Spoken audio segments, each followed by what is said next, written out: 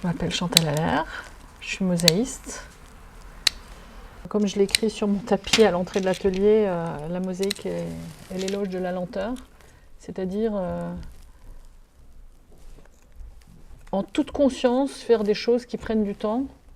Je pense que c'est pas une histoire de patience, contrairement à ce que j'entends beaucoup dire, j'en dis bon, il faut beaucoup de patience. Je pense que la notion principale, c'est pas la patience, c'est la pleine conscience de la lenteur du processus.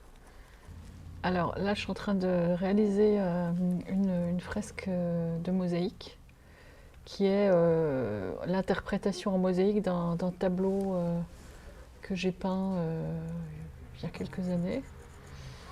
Et du coup, je retravaille cette même thématique du soleil qui pénètre dans la mer, mais avec un matériau qui est très riche, c'est du verre.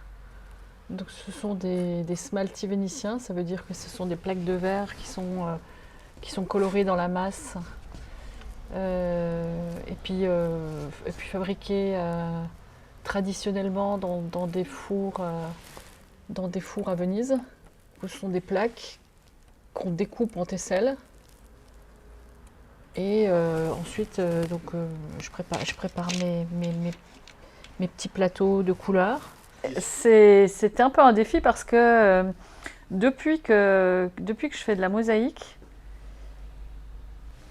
chaque fois que je passe devant ma toile qui est là, donc, je lui parle et je me dis, toi un jour, je sais depuis longtemps que je vais la faire, mais voilà, il y a toujours des projets, il y a toujours des chantiers de restauration, des fresques dans les écoles ou des commandes de clients, donc...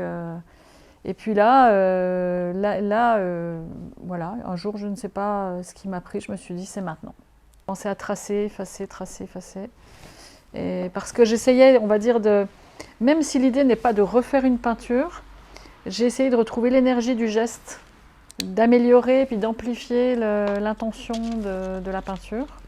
Une mosaïque, il suffit qu'on bouge à peine et tout de suite, c'est autre chose parce que la prise de lumière est différente. Et quand on les pose, on ne pose pas juste les tesselles comme du carrelage, on en pose une comme ça, sans pour autant exagérer.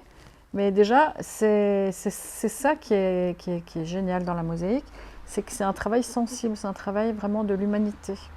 Le travail de mosaïque, il n'a pas changé. Bon, si on travaille la pierre, il est presque équivalent à il y a 2000 ans. Là, moi, je travaille beaucoup avec les smaltis.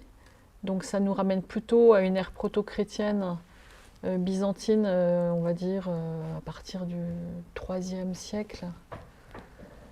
Mais bon, quand je vais à Ravenne et que je vais dans les nombreux sites où il y a des témoignages de cette époque-là, tout y était. Les smaltis étaient déjà là, la qualité des couleurs, enfin les choses n'ont pas bougé. C'est un peu la peinture éternelle, la mosaïque. Voilà, la transposition de la mosaïque a commencé avec ce tracé. C'est aussi très important de savoir quelles sont les lignes de force, ce qu'on appelle en mosaïque les andamenti. Ça a été mon compagnon de route pendant toute la réalisation de la mosaïque. Le plan du grand voyage. Voilà, le plan du grand voyage. Donc il faut tracer l'énergie. Les andamenti, c'était déjà utilisé du temps des Romains. C'est ce qui donne en fait les lignes de direction, les lignes de force en fait d'un dessin, d'un motif. On retrouve ça dans absolument toutes les mosaïques déjà depuis l'Antiquité. Parfois j'ai évoqué des coquillages, un papillon, des poissons, il y a un dauphin. Et ça, j'ai essayé dans des formes comme ça, d'évoquer mes coquillages, mes poissons, mes escargots de mer, mes petits bancs de poissons là-haut. Ici aussi, on a une espèce de mollusque. Et celui-là, je trouve que dans la mosaïque, je l'ai particulièrement bien rendu comme il était dans ma tête.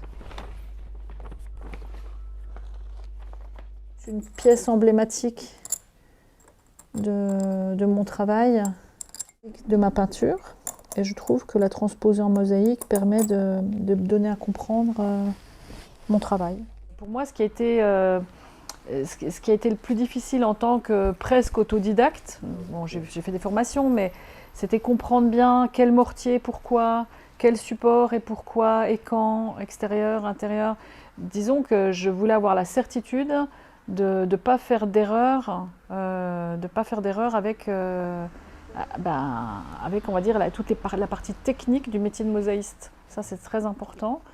La mosaïque, plus que jamais, c'est un petit peu ce que disait Kandinsky au sujet de la peinture, c'est-à-dire que ce sont des couleurs en un certain ordre assemblées, et peut-être plus encore que pour la peinture, puisque là, on est vraiment avec des petits morceaux en couleur solide, c'est-à-dire qu'on ne peut pas nous-mêmes mélanger comme on mélange de la peinture.